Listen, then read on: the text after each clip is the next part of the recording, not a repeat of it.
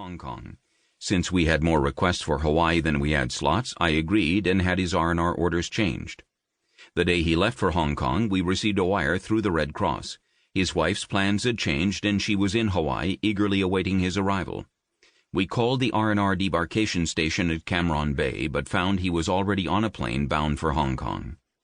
As I entered his tent upon his return from Hong Kong, he was telling a wild story about the prostitute he had spent the week with. He suddenly sobered up as he read the wire from his wife.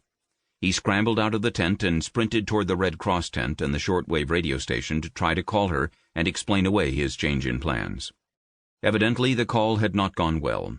He continued to drink more and more. From a soldier with a fairly good military bearing, he deteriorated to looking like what he was, a drunk. I increased my pressure on him to cut out the drinking, get off his ass, and get back out to the field where he belonged. First Sergeant MacDonald was not nearly as subtle in his pressure. Having just come in from the field himself, Mac had absolutely no patience for an NCO who did not do his job.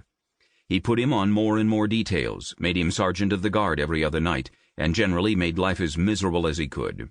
Everyone, including the battalion surgeon, was convinced he was a malingerer. But he continued to complain about his bad back. Taking the cautious medical approach, the battalion surgeon would not order him back to the field. He did not fully understand the importance of having a squad leader in the field with his squad. And that brought us to the present, where I am supposed to get killed by this drunken sergeant. All I had done was to try to convince a soldier to shape up and do his job. Needless to say, I was more than a little concerned. "What you gonna do now, Lieutenant?" again came into my mind. "What do you think I should do, First Sergeant?" His reply should have been obvious to me. "Carry a loaded .45 with you everywhere you go and shoot that son of a bitch if he makes one false move." Unfortunately, I could not think of a better alternative. I always wore a .45, but division policy was to keep it unloaded in base camp. Disregarding that order, I slipped a magazine into it, chambered a bullet, and practiced a few quick draws.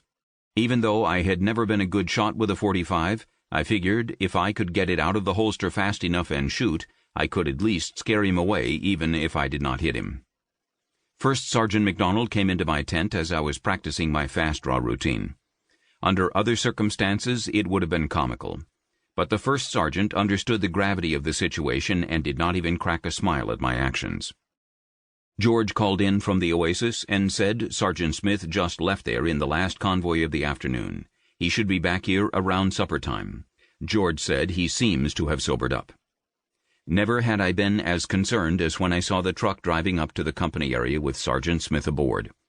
I did not want to be forced to kill the poor drunken fool, but he may leave me no choice. First Sergeant MacDonald met the truck and escorted him into his tent. I headed for the mess tent to eat, imagining the grief Mac was laying on Sergeant Smith. I positioned myself in the rear of the tent facing the entry door. From my spot I could see everyone in the tent and had a good view of anyone coming in. Soon the first sergeant came in and joined me. He is sober and denies everything. "I think you are okay for now, but be alert." That was a warning I did not need. I was probably never more alert, even on an ambush patrol. The evening progressed and nothing happened. Sergeant Smith was sergeant of the guard and headed for the perimeter soon after dark. I finally lay down on my cot and tried to go to sleep. Knowing my potential killer was on guard did nothing to assist the sleep process. Sleep would not come. At every sound, I reached under my pillow and fingered the trigger of the loaded .45. Finally, the strain of the day overcame me, and I drifted off into a fitful sleep. Hearing a noise outside my tent, I awakened with a start, grabbed my pistol, rolled from the cot to the wooden floor, and drew a steady aim on the door flap. Seconds turned into minutes, and nothing happened. I got up, cautiously looked outside, found nothing, and went back to bed. The same sequence was repeated several times throughout the night. As daylight returned, I thanked God I had made it through the night. The perimeter guards and Sergeant Smith returned to the company area and headed for breakfast, then to their tents to catch some sleep. After breakfast, I got into my jeep and headed for the MP headquarters. As I walked into the operations tent, the duty sergeant said, "Lieutenant, you have to take that magazine out of your pistol. This is not allowed in base camp." Feeling fairly safe in the MP compound, I took the magazine out as I asked to see the duty officer. After explaining the situation, he reaffirmed what the MPs had told us the previous day. "We get a lot of threats over here. If we did something to everyone who got drunk and mouthed off, we would have the stockade full of people."